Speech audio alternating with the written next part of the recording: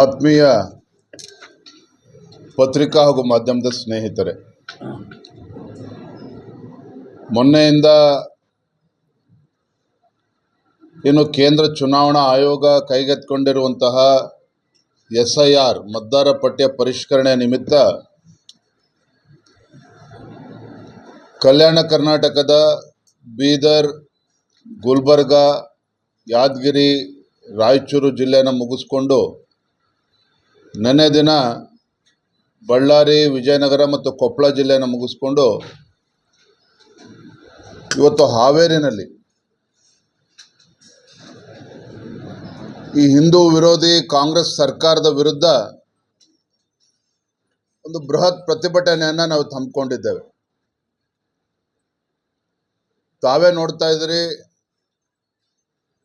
ಕಾಂಗ್ರೆಸ್ ಸರ್ಕಾರ ಅಧಿಕಾರಕ್ಕೆ ಬಂದಾಗಿನಿಂದಲೂ ಸಹ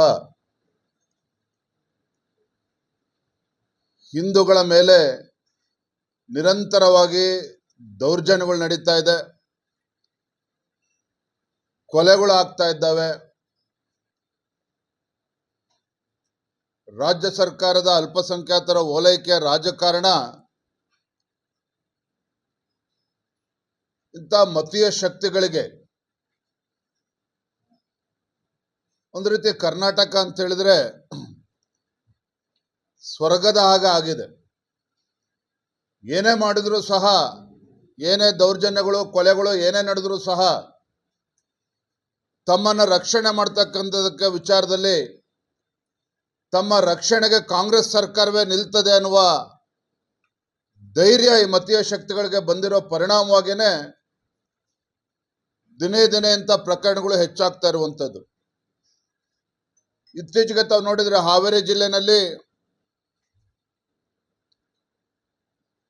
ಹೋರಿ ಬೆದರಿಸ್ತಕ್ಕಂಥ ಒಂದು ಹಬ್ಬ, ಪಟಾಕಿ ಸಿಡಿಸಿದ್ರು ಅನ್ನೋ ಕಾರಣಕ್ಕೆ ಲೋಹಿತ್ ಕುರುಬರು ಮತ್ತು ಅವರ ಸಹಚರರ ಮೇಲೆ, ಸ್ನೇಹಿತರ ಮೇಲೆ ಮಾರಣಾಂತಿಕ ಹಲ್ಲೆ ಆಗಿರುವಂಥದ್ದು ಕೂಡ ತಾವು ನೋಡಿದ್ದೀರಿ. ಕೈಯನ್ನೇ ಕಡ್ದಾಕಿರುವಂಥದ್ದು ನೋಡಿದ್ದೀರಿ. ಅದಾಗಿ 2 ದಿನದಲ್ಲೇ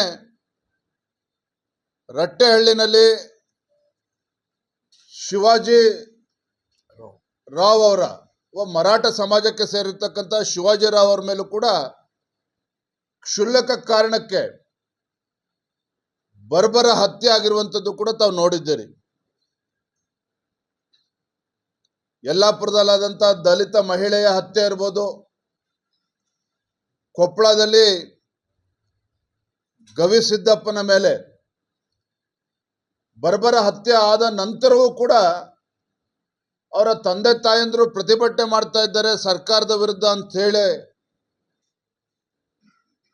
ಪ್ರಾಣ ಕಳ್ಕೊಂಡಂತ ಗವಿಸಿದ್ದಪ್ಪನ ಮೇಲೂ ಕೂಡ ರಾಜ್ಯ ಸರ್ಕಾರ, ಕಾಂಗ್ರೆಸ್ ಸರ್ಕಾರ ಪೋಕ್ಸೋ ಕೇಸನ್ನು ಹಾಕಿರುವಂತ ಘಟನೆನೂ ಕೂಡ ನಡೆದಿದೆ. ಈ ರೀತಿ ಕಾಂಗ್ರೆಸ್ ಸರ್ಕಾರ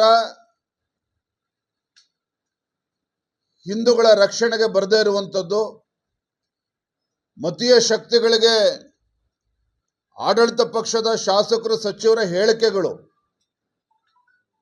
ಇವೆಲ್ಲವೂ ಕೂಡ ಅವರಿಗೆ ಮತ್ತಷ್ಟು ಧೈರ್ಯವನ್ನು ತಂದು ರಾಜ್ಯದ ಬೇರೆ ಬೇರೆಗಳಲ್ಲೂ ಕೂಡ ಈ ರೀತಿ ಪ್ರಕರಣಗಳು ಏನಾಗ್ತಾ ಇದ್ದಾವೆ, ಇವೆಲ್ಲವನ್ನು ಕೂಡ ವಿರೋಧಿಸಿ ರಾಜ್ಯ ಸರ್ಕಾರದ ಅಲ್ಪಸಂಖ್ಯಾತರ ಓಲೈಕೆಯ ರಾಜಕಾರಣವನ್ನ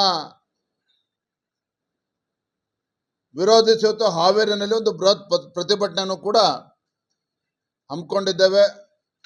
ಮಾನ್ಯ ಬಸವರಾಜ ಬೊಮ್ಮಾಯಿಜಿಯವರು, ವಿರೋಧ ಪಕ್ಷದ ನಾಯಕರು, ಪಕ್ಷದ ಎಲ್ಲ ಹಿರಿಯ ಮುಖಂಡರು ಕೂಡ ಬರ್ತಾ ಇದ್ದಾರೆ. SIR ಬಗ್ಗೆ ಎಲ್ಲ ರಾಜ್ಯದ ಎಲ್ಲ ವಿಧಾನಸಭಾ ಕ್ಷೇತ್ರಗಳಲ್ಲಿ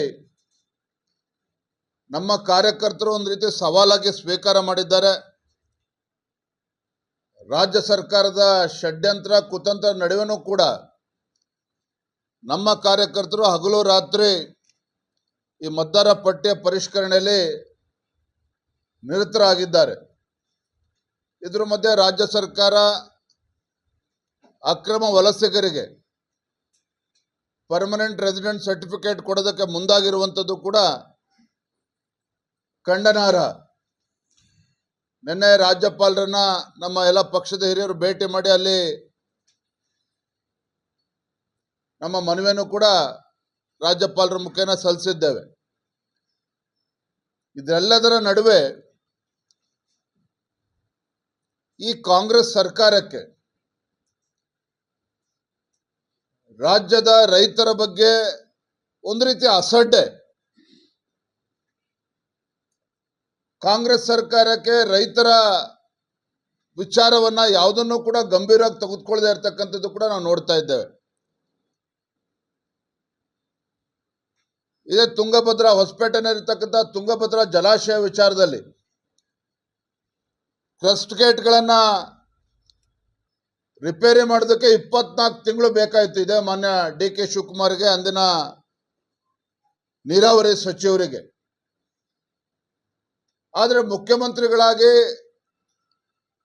ಅಧಿಕಾರ ವಹಿಸಿಕೊಂಡು 24 ಗಂಟೆಗಳಲ್ಲಿ ಬಿಡದಿನಲ್ಲಿ, ಬೆಂಗಳೂರಿನ ಬಿಡದಿನಲ್ಲಿ ರೈತರ ಫಲವತ್ತಾಗಿರ್ತಕ್ಕಂಥ ಜಮೀನನ್ನ ಕಿತ್ಕೊಳ್ತಕ್ಕಂಥ ದುಸ್ಸಾಹಸಕ್ಕೆ ಕೈ ಹಾಕ್ತಾರೆ.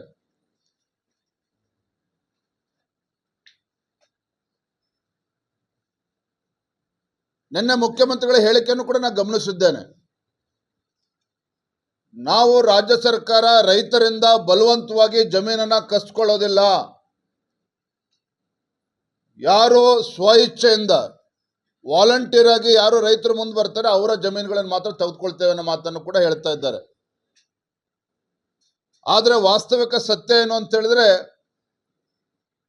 ನಾವು ಕೂಡ ಪ್ರದೇಶಕ್ಕೆ ಭೇಟಿಯನ್ನು ಕೊಟ್ಟಾಗ ರೈತರೇ ಹೇಳ್ಕೊಂಡಿರುವಂಥದ್ದು, ರಾತ್ರೋರಾತ್ರಿ ಗುಂಡಾಗಳು ಅವ್ರ ಮನೆ ಬಾಗಿಲಿಗೆ ಬರ್ತಾರೆ, ತಮ್ಮ ಜಮೀನನ್ನ ಬಿಡ್ಕೊಡ್ಬೇಕು ಅನ್ನುವ ಬೆದರಿಕೆಯನ್ನು ಕೂಡ ಒಡ್ತಾ ಇದ್ದಾರೆ ಅನ್ನೋದನ್ನ ಸ್ವತಃ ರೈತರುಗಳೇ ಹೇಳಿದ್ದಾರೆ. ಮತ್ತೊಂದು ಕಡೆ ಮುಖ್ಯಮಂತ್ರಿಗಳು ಕಪಟ ನಾಟಕವನ್ನು ಆಡ್ತಾ ಇದ್ದಾರೆ, ರೈತರು ಕೊಟ್ಟರೆ ಮಾತ್ರ ತೆಗೆದುಕೊಳ್ತೇವೆ ಅಂತೇಳಿ. ಹಾಗಾಗಿ ಎಲ್ಲೋ ಒಂದ್ ಕಡೆ ಮುಖ್ಯಮಂತ್ರಿಗಳ ರಿಯಲ್ ಎಸ್ಟೇಟ್ ಧೋರಣೆ ಏನಿದೆ,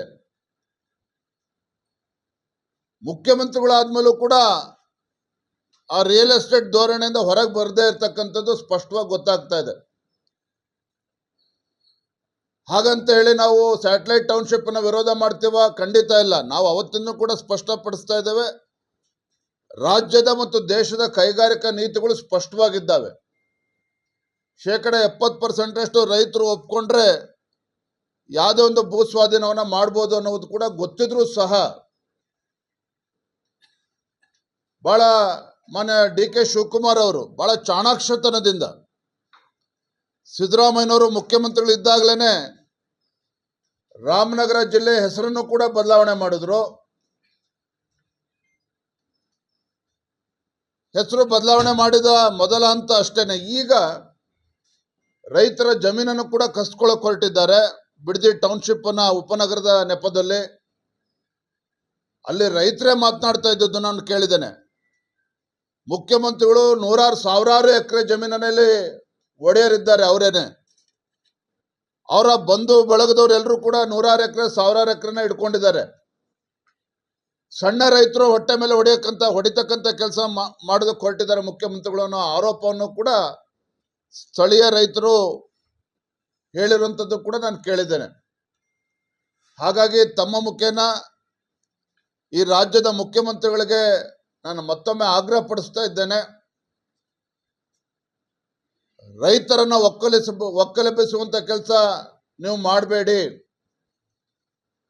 ಹಿಂದೆ ಕುಮಾರಸ್ವಾಮಿ ಮುಖ್ಯಮಂತ್ರಿಗಳಿದ್ದಾಗ ಪ್ರಾರಂಭ ಆಯಿತು ಅಂತೇಳಿ ನೆಪ ಒಡ್ಡಿ ಕೋಟ್ಯಾಂತರ ರೂಪಾಯಿ ಬೆಲೆ ಬಾಳ್ತಕ್ಕಂಥ ರೈತರ ಜಮೀನನ್ನ ಕೃಷಿ ಚಟುವಟಿಕೆಗಳಿಗೆ ಯೋಗ್ಯವಾಗಿರ್ತಕ್ಕಂಥ ಜಮೀನನ್ನ ಕಸಿದುಕೊಳ್ತಕ್ಕಂಥ ದುಸ್ಸಾಹಸಕ್ಕೆ ಕೈ ಹಾಕಬೇಡಿ. ರೈತರ ಶಾಪಕ್ಕೆ ನಿಮ್ಮ ಸರ್ಕಾರ ಬಲಿಯಾಗಬೇಕಾಗ್ತದೆ ಅನ್ನುವ ಎಚ್ಚರಿಕೆಯನ್ನು ಕೂಡ ನೀಡ್ತಾ ಇದ್ದೇನೆ. ಇದ್ರ ಮಧ್ಯೆ ರಾಹುಲ್ ಗಾಂಧಿ ಅವರು ಎಲ್ಲಿದ್ದಾರೆ? ವಿದೇಶ ಪ್ರವಾಸದ ಬ್ಯುಸಿಯಲ್ಲಿರ್ತಕ್ಕಂಥ ರಾಹುಲ್ ಗಾಂಧಿ ಅವರು